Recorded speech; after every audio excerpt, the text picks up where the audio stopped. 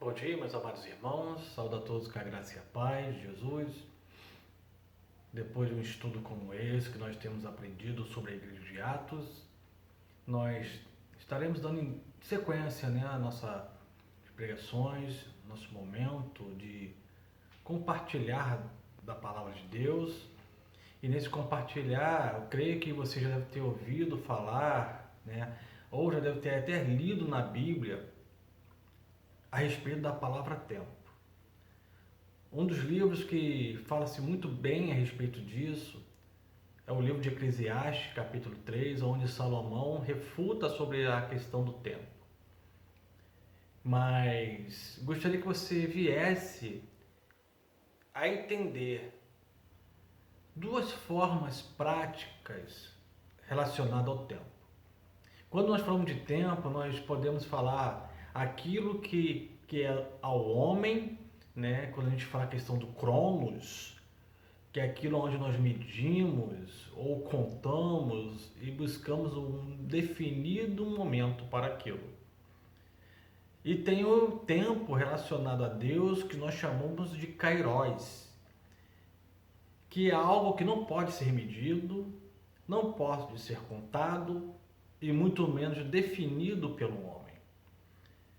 Se você pegar o livro de Gênesis, principalmente no capítulo 2, você vai ver ali algo muito elaborado, onde Deus menciona a questão do tempo.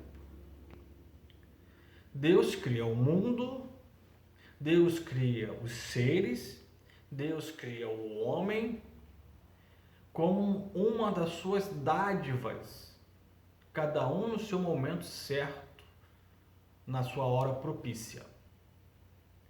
E Deus coloca sobre o homem uma grande responsabilidade. E justamente por termos responsabilidades, um dia nós estaremos prestando contas a Deus, por causa dessas responsabilidades. E uma das responsabilidades maiores, a qual Deus cobrará de nós, a respeito do tempo onde nós vivemos, que se chama hoje, é justamente no quesito de pregação da palavra ou proclamação do Evangelho. Em 2 Timóteo, capítulo 4, verso 2, o apóstolo Paulo, ele escreve ao jovem Timóteo justamente com um propósito de dar a ele instruções e coragem para cumprir plenamente o seu ministério. E com isso ele consegue fazer 3 referências importantes. E quais referências estão ali nesse 2 Timóteo, capítulo 4, no verso 2? Onde ele diz: pregue a palavra em todo o tempo. Primeiro, vamos dividir ela em 3. Pregue. Receber a palavra é um privilégio aonde nós devemos transmitir esta responsabilidade nossa às pessoas. Nesse versículo 1, Paulo convoca Timóteo à presença de Deus e a de Jesus, colocando como testemunha na transmissão desta missão de pregar o Evangelho. Timóteo, ele ouve isso de Paulo e agora ele tem um grande desafio de não ser mais ouvinte, e sim portador dessas boas novas. E é interessante nós observarmos que o verbo escrito a este jovem está no grego chamado kerusso, que tem justamente esse significado: proclamar ou anunciar. Você já deve ter ouvido ou lido na própria palavra do Senhor falar a respeito de arauto. Quem eram os arautos? Arauto é aquelas pessoas que eram porta-vozes do rei, aonde ele ia levar os recados, as notícias a outros reinos, com uma verdade vinda daquele rei. Ele não podia colocar nenhum tipo de acréscimo e nem retirar nada daquilo qual o rei pediu para que ele viesse anunciar. como arauto do Senhor, nós temos uma grande missão de anunciar as boas novas de salvação. A segunda parte que Paulo vai dizer, justamente nessa pregação, é: pregue o quê? A palavra. A nossa responsabilidade é fazer com que esta palavra chegue às pessoas com uma palavra genuína, não palavra distorcida, não pegando apenas pretextos, mas sim olhando todo o seu contexto, para que possa levar salvação às pessoas. Esta é a função do arauto: entregar com total exaltidão a palavra, com total fidelidade a mensagem que vem do rei. Interessante que Paulo, logo depois, ele vai substituir esse verbo grego kerusso pelo substantivo logos, que é justamente a palavra anunciada. Jesus é o logos de Deus. João vai escrever isso lá no seu primeiro capítulo do seu livro, que o verbo se fez carne e habitou entre nós. Jesus, ele é central, a mensagem central na pregação do Evangelho. E Paulo vai querer nos informar que, além de nós pregarmos a palavra, nós devemos fazer isso em todo o tempo. Olha o que o Senhor Jesus disse no livro de Marcos, capítulo 1, no verso 15. O tempo se cumpriu e o reino está próximo. O termo que nós estamos utilizando, que é utilizado nesse texto, para o tempo, o qual Jesus disse, é justamente esse, o kairos. E traz a ideia de que esse tempo, o kairos de Deus, o agora, é uma grande oportunidade. É um tempo completo. É um tempo consumado. Palavra a qual Jesus narrou assim que ele estava perecendo naquela cruz. Já está consumado. É a hora propícia, aonde Jesus leva a salvação. Eu quero acreditar que essa palavra escrita em Marcos foi colocada propositalmente, assim como também Paulo assim o traduz para Timóteo, o mesmo termo para a pregação do tempo oportuno. E será que nós temos pregado ou levado as boas novas no tempo oportuno? Ou será que ainda estamos fora de hora ou fora do tempo? Será que nós estamos vivendo assim? Fora do tempo? Estamos em uma situação alarmante na questão do coronavírus. A OMS, a Organização Mundial de Saúde, ela tem afirmado que nesse tempo de pandemia, pelo homem ser um ser biopsicossocial, nós podemos dizer que é uma situação meio adversa, porque a Bíblia diz que além de nós sermos um biopsicossocial, nós também somos espiritual. E olha o que diz em Gênesis capítulo 12, no verso 7. Lá vai nos narrar que o homem veio da onde? Do pó. E vai dizer que o homem do pó da terra veio e recebeu o quê? Um fôlego da vida. E depois que o homem recebe o fôlego da vida, o homem passa a ser o quê? Uma alma vivente. Amados irmãos, diante desse quadro que nós temos visto do coronavírus, nós vemos que as nossas autoridades, a população, está muito preocupada, principalmente no meio da mídia, com essa questão das mortes biológicas, na qual essa Covid tem causado. Mas eu quero fazer uma pergunta a você nesta manhã. E a morte espiritual? Será que a morte espiritual tem sido também um objeto de pânico? Creio que não, amados irmãos. Eu não vejo mais pessoas preocupadas com a sua morte espiritual. Eu vejo sim que cada dia as pessoas estão carecendo da salvação.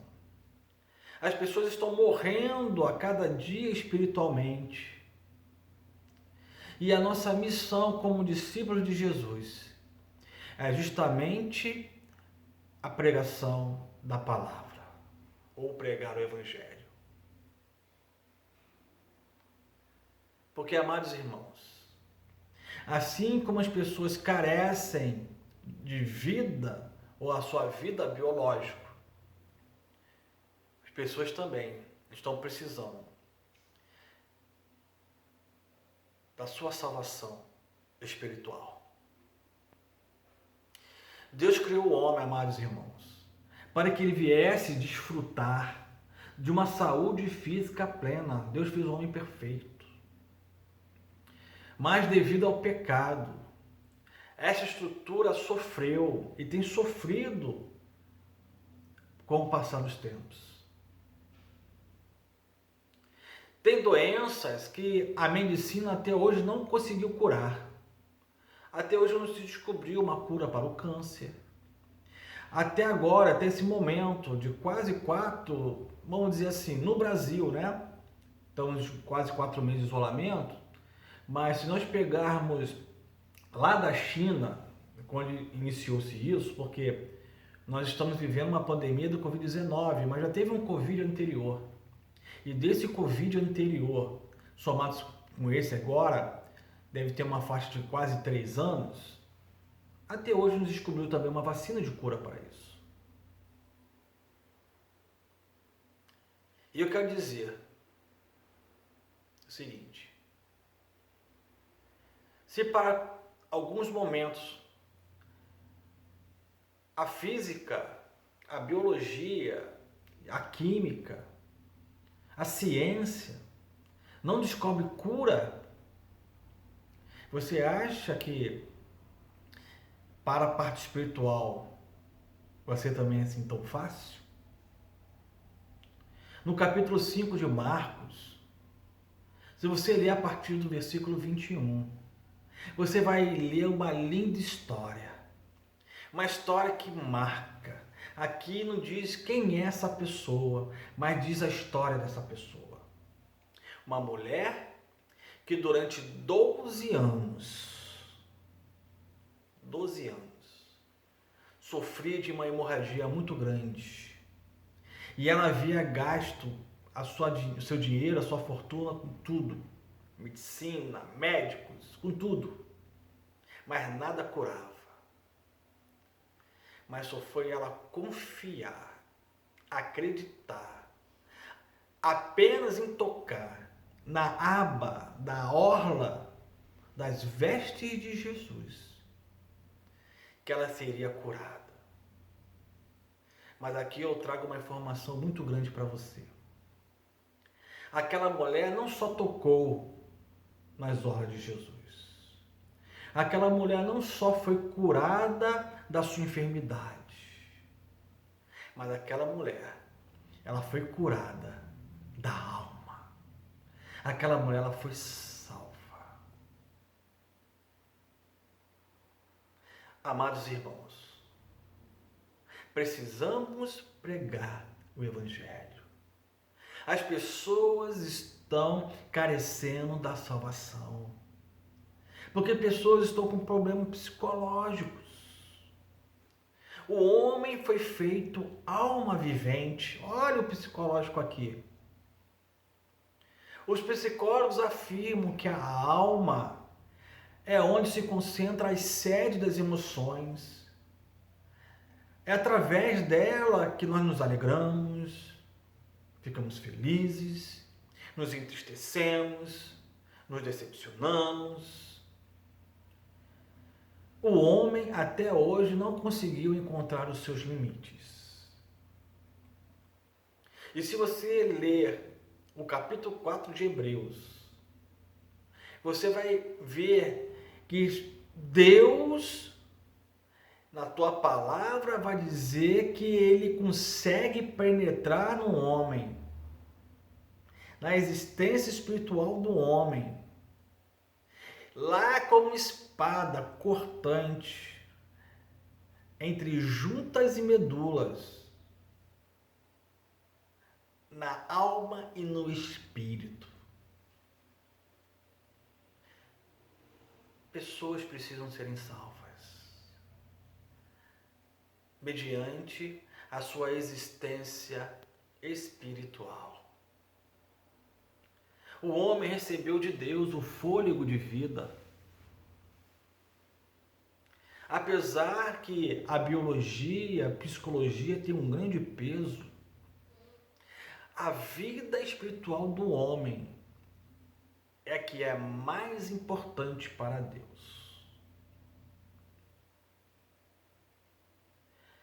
Para estes, tanto biológicos ou psicossomáticos, nós, enquanto seres, somos apenas uma estatística. Somos apenas um número. E quanto que o coronavírus tem crescido no Brasil, aumenta-se cada dia mais o número de infectados, pessoas têm morrido. Eu começo a imaginar aqui, amados irmãos, quantas pessoas estão morrendo, estão perecendo, sem confessar a Jesus como seu Salvador. E nisto eles estão recebendo a sentença de morte, não só da morte física, mas a sua morte espiritual por toda a eternidade. Depois você leia o que está escrito em João, capítulo 11, versículo 25, versículo 26. Não se esqueça disso. O homem tem perdido a sua salvação. E eu gostaria que você pensasse um pouco sobre isto nessa manhã.